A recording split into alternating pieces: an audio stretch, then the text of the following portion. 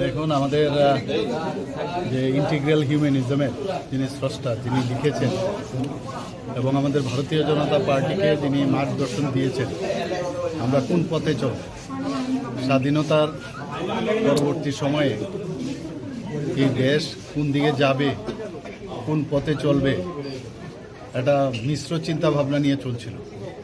কিন্তু পরবর্তী সময়ে আমাদের পণ্ডিত দীনদয়ালজি উনি বললেন যে না, এইভাবে হবে না, আমাদের কৃষ্টি সংস্কৃতি আমাদের দেশে সেটাকে সামনে রেখে আমাদের চলতে হবে। তো সেটাকে সামনে রেখে উনি ইন্টিগ্রাল হিউম্যানিজম, একাত্মক মানববাদ তৈরি করেছেন এবং তার উপর ভিত্তি করে আজকে আমাদের যশস্বী প্রধানমন্ত্রী নরেন্দ্র মোদীজি দেশকে এগিয়ে নিয়ে যাচ্ছেন।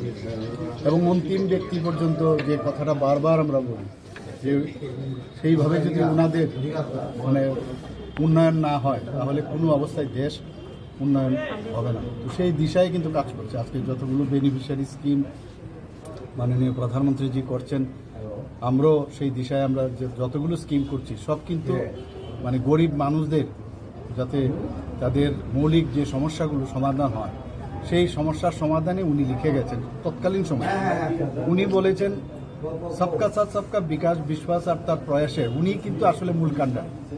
উনি যে থিওরি দিয়ে গেছেন যে আমরা কেউ আলাদা নই, আমাদের শরীরের মধ্যেও কেউ যদি আজকে বলে যে আমি পায়ে যদি কাটা লাগে আর হাত যদি বলে আমি কাটা তুলব না তাহলে তো চলবে না, আর চোখ যদি বলে আমি কাঁদবো না, কোনোদিন সম্ভব না। একে অপরের পরিপূরক। এবং উনি এটাও বলেছেন যে আমাদের যে প্রকৃতির থেকে আমাদের শিক্ষা নেওয়া উচিত।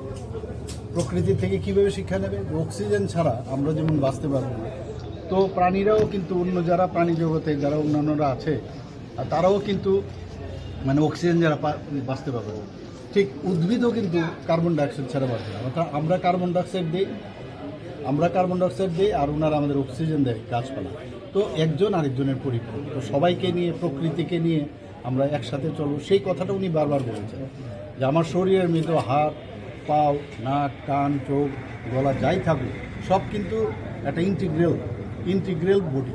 আমাদের এখানে এত জাতপাতের বিষয় এতগুলো আছে, তো সবাইকে নিয়ে আমরা আলাদা কেউ না, সবাই মিলে যদি আমরা দেশকে শক্তিশালী করি তবেই দেশ শক্তিশালী হবে। এবং অর্থনীতিকে সামনে রেখে আগের যে কমিউনিজম বা সোশ্যালিজম, তারা কিন্তু অর্থকে সামনে রেখে ওরা রাজনীতি করে। মালিককে বলতো মালিক শ্রমিকের উপর অত্যাচার করে চলছে, শ্রমিককে লেলিয়ে দিত। এই যে বলছে যে শ্রমিকও লাগবে মালিকও লাগবে, দুজনের সম্মিলিত প্রচেষ্টায় চলবে। তো এই যে একটা চিন্তা ভাবনা ইন্টিগ্রাল হিউম্যানিজমে আমাদের পণ্ডিত দীনদয়ালজি সেটা বলে গেছে এবং সেই দিশায় কিন্তু আজ দেশ সত্যিকারের অর্থে আজকে একটা জায়গায় পৌঁছে গেছে আজকে। তো সেই দিশায় আজকে আমাদের সমর্পণ দিবস আমরা ভারতীয় জনতা পার্টির পক্ষ থেকে সবসময় পালন করি। এবং আপনারা জানেন যে উনি নিজে বলিদান হয়েছেন। উনি এখনও এটা নিয়ে অধুরা যে কীভাবে উনি খুন হয়েছিলেন মুঘলসরাইয়ে। তো মুঘলসরাই স্টেশনের নামও ওনার নামে দিয়েছেন প্রধানমন্ত্রী। তো উনি আমাদের জন্য মার্গদর্শন এবং সেটাকে মাথায় রেখে আমরা চলছি।